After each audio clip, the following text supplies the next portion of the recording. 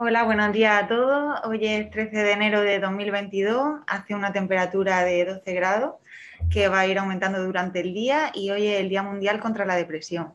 Con esto empezamos nuestra sesión de hoy, que vamos a repasar la guía de manejo de carcinoma vasocelular en adultos. Yo soy Irene Navarro, residente de cuarto año del Hospital Puerta del Mar, y la guía que vamos a repasar es esta guía de 2021 publicada en la revista británica de dermatología, que son las guías británicas para el manejo de adultos con carcinoma vasocelular. Los objetivos de esta guía son ofrecer recomendaciones actualizadas basadas en la evidencia del manejo del carcinoma vasocelular. Para ello, ofrecen una actualización de la literatura relevante hasta enero de 2020, abordando cuestiones prácticas y haciendo recomendaciones prácticas para su uso tanto en atención primaria como en atención especializada, además de aportar un folleto actualizado de información para el paciente. Esta guía surge en el contexto de que el carcinoma vasocelular es el tumor más frecuente en el ser humano, siendo también el carcinoma queratinocítico y cáncer cutáneo no melanoma más frecuente en el mundo, con una incidencia al alta. Su origen está en las células pluripotenciales del folículo piloso, en la capa basal de la epidermis, y por suerte se trata de un tumor de crecimiento lento con malignidad local que no suele producir metástasis a distancia y que asienta más frecuentemente sobre la área fotoexpuesta, aunque puede producirse en cualquier parte del tegumento cutáneo. Está causado por una predisposición genética asociada a una exposición ultravioleta, aunque también el riesgo está más aumentado en personas inmunodeprimidas. Dentro de sus subtipos, el subtipo más frecuente es el nodular, siendo más del 60% de los casos, aunque existen otras variantes como el superficial, que también es de buen pronóstico, el infiltrativo, morfiforme, esclerosante o micronodular, que no son de tan buen pronóstico, queratótico y pigmentado, pero muchas veces vemos superposición entre distintos subtipos. La variante vasoescamosa va a ser el tipo más agresivo, que es un vaso celular con diferenciación escamosa, y va a tener una tendencia a la invasión linfovascular o perineural, con metastatización, aunque sigue siendo infrecuente, pero más posible que en los otros tipos. El vasocelular puede ser parte de una genodermatosis como el síndrome de Gorlin o el seroderma pigmentoso, entre otros, que son genodermatosis con una mayor predisposición a cáncer cutáneo. Aunque el diagnóstico va a ser fundamentalmente clínico, su precisión puede aumentar con el uso de una iluminación adecuada o técnicas como la dermatoscopia o también la microscopía confocal, aunque esta pues está menos disponible en los distintos centros. La biopsia se va a reservar en caso de duda diagnóstica para distinguir sus tipos de alto riesgo o si la biopsia nos va a cambiar el plan de tratamiento, o para confirmar recurrencia. Y si sospechamos que afecta a estructuras más profundas, pues debemos pedir una prueba de imagen como un TAC o una resonancia. El manejo va a depender de múltiples factores, aunque en la mayoría de los casos el tratamiento de elección va a ser quirúrgico. Siempre tenemos que tener en cuenta si la intención va a ser curativa o paliativa y si la disponibilidad del tratamiento en nuestro medio. Y entre otros factores, pues debemos tener en cuenta el estado basal del paciente, el riesgo que tiene ese tumor si no es tratado versus las opciones de éxito del tratamiento, que en la mayoría de los casos puede ir a favor de tratar el tumor, la mayoría de los casos de forma quirúrgica, las comorbilidades, si estamos en el contexto de una genodermatosis, el estado inmunológico del paciente o si el paciente tiene alguna medicación concomitante, sobre todo tendremos en cuenta pues, inmunodepresores o también para el tema quirúrgico pues, anticoagulante o antiagregante, o si el paciente tiene marcapasos. Los métodos de realización de esta guía fueron mediante un grupo de desarrollo que fue formado por 10 dermatólogos, un cirujano plástico, un cirujano maxilofacial, un oncólogo clínico, un patólogo, 2 médicos de atención primaria, un enfermero especialista, 2 representantes de pacientes y un equipo técnico. Para el desarrollo de la guía se establecieron preguntas clínicas que podían ser relevantes para discutir en la guía, y en base a estas preguntas se realizó una búsqueda bibliográfica en las principales bases de datos, incluyendo estudios desde enero de 2007 hasta enero de 2020. Se gradó la evidencia de los estudios incluidos en función del número de pacientes y la calidad de los mismos, y se realizó una revisión sistemática.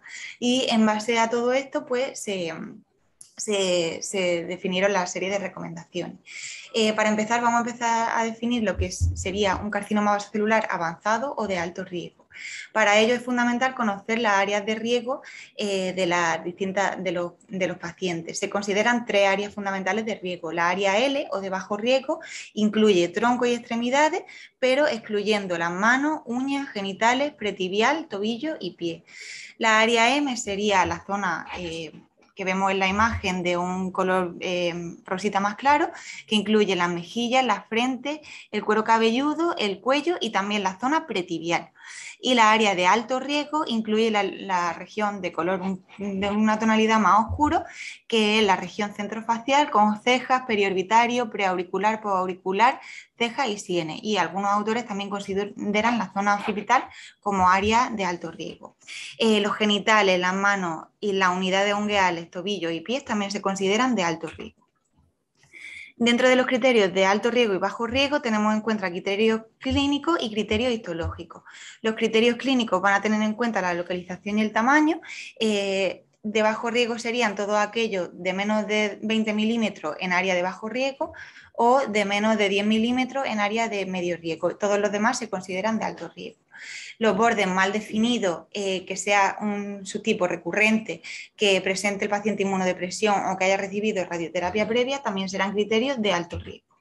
En cuanto a los criterios patológicos, pues el patrón de crecimiento nodular o superficial son de buen pronóstico, mientras que de alto riesgo van a ser los subtipos infiltrativo, morfiforme o micronodular. La presencia de diferenciación vasoescamosa presente también va a ser de alto riesgo, y la invasión sea más allá de la grasa también se considera de alto riesgo.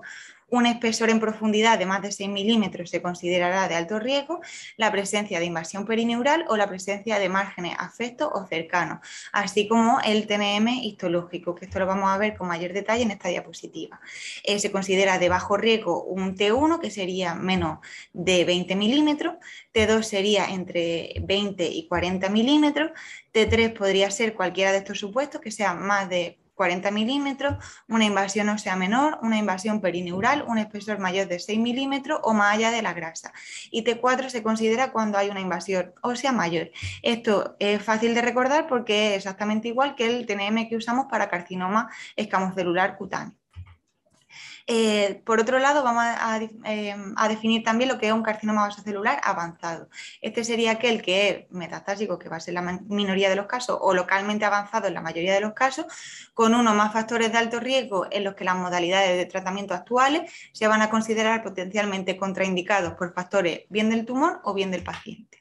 Los factores del tumor pues pueden ser que el tamaño y la localización del tumor, que sea un vasocelular gigante de más de 5 centímetros, que asiente en una zona de alto riesgo, que haya un alto número de tumores coexistentes, el subtipo histológico de alto riesgo o que la probabilidad de éxito con el tratamiento se vea comprometido por tratamientos previos. En cuanto a los factores del paciente, pues tendremos en cuenta la edad y la fragilidad del paciente. En algunos casos, pues el paciente es tan frágil que no vamos a optar por los tratamientos estándar, aunque por suerte en la mayoría de los casos sí que podemos optar por ello.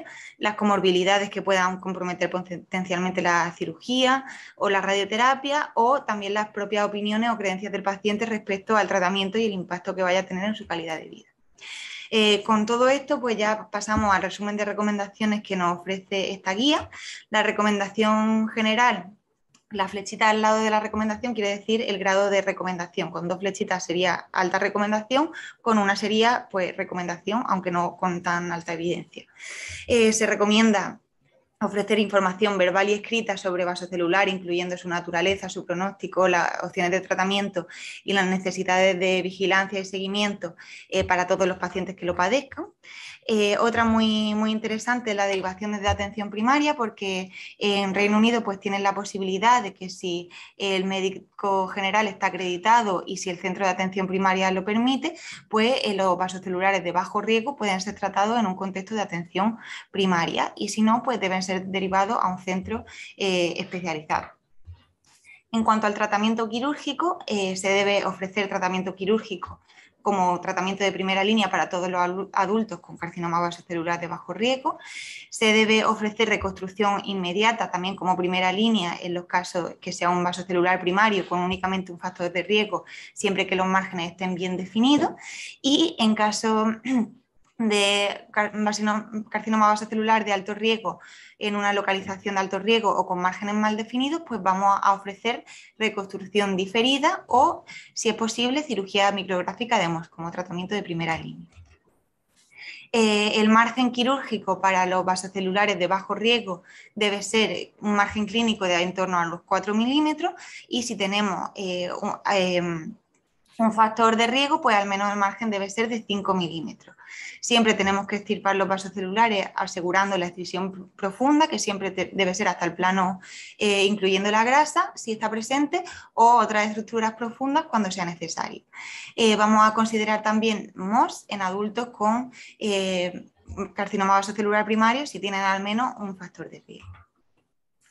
El MOS lo vamos a ofrecer como tratamiento de primera línea en los vasocelulares recurrentes que tengan al menos también otro factor de riesgo, sobre todo la localización.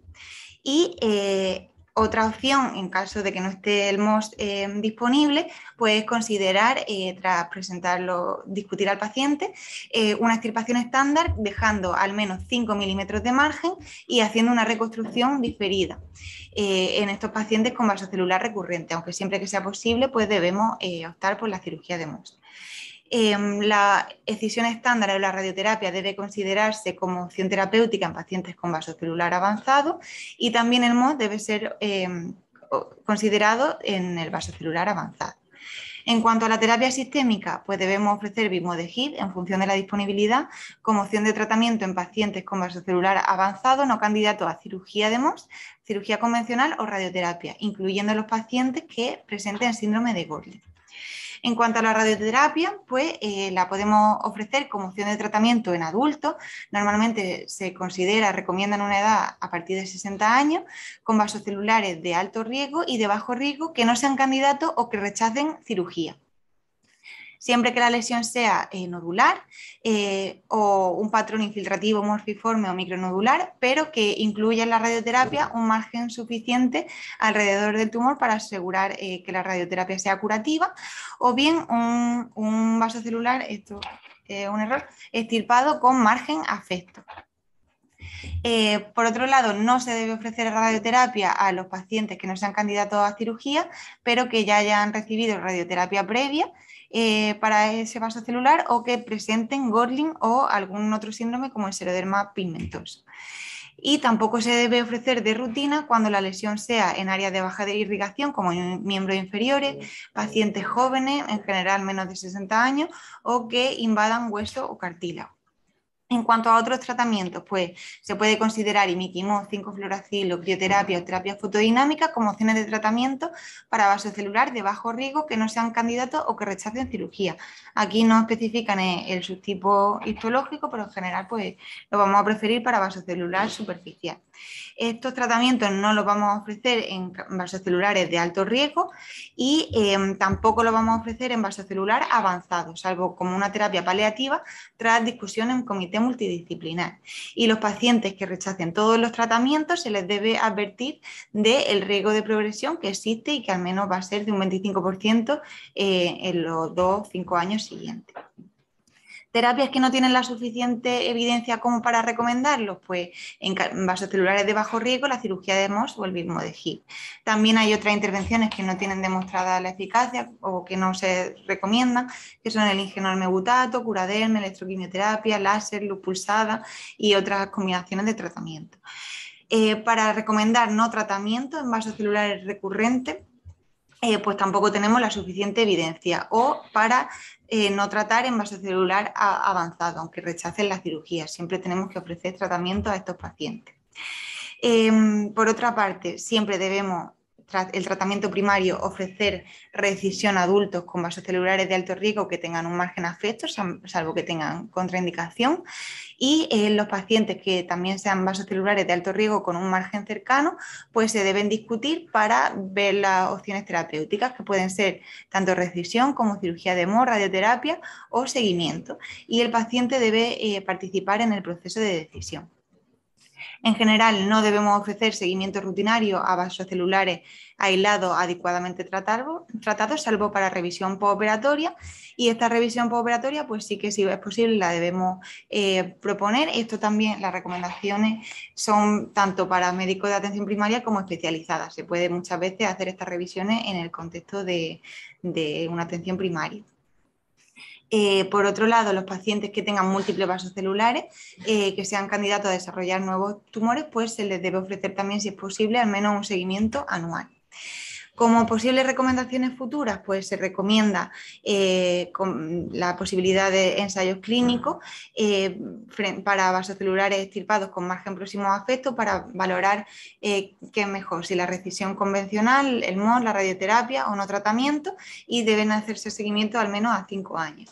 También los ensayos clínicos que comparen varias modalidades de tratamiento, incluyendo evaluación económica y satisfacción del paciente, o ensayos clínicos aleatorizados que comparen la decisión quirúrgica estándar frente al MOS para vasocelulares de alto riesgo. Para terminar, pues proponen este algoritmo para adultos con carcinoma vasocelular, si se presenta al médico de atención primaria, si el vasocelular es de bajo riesgo, el médico es competente para tratarlo y tenemos una facilidad adecuada en atención primaria para hacerlo, pues el propio médico de atención primaria lo puede tratar. Que no es posible o que el vasocelular ya pasa a ser de alto riesgo, pues se debe derivar a un centro especializado. Ya en un centro especializado pues vamos a distinguir entre vasocelulares de bajo riesgo, que debemos plantear distintas opciones de tratamiento. Los de alto riesgo, en general, siempre que sea posible, pues vamos a plantear una excisión quirúrgica, y si es candidato el paciente para MOS, pues plantearemos cirugía de MOS. Si el paciente no es candidato a cirugía o rechaza tratamiento quirúrgico, si el tratamiento es primario, pues de alto riesgo valoraremos radioterapia o no tratar, pero se debe al paciente advertirle del riesgo de progresión, o si es un vasocelular de alto riesgo que es recurrente, que no se ha extirpado completamente o avanzado, pues las opciones incluirán radioterapia o bismuth. Muchas gracias a todos y espero que haya sido de utilidad.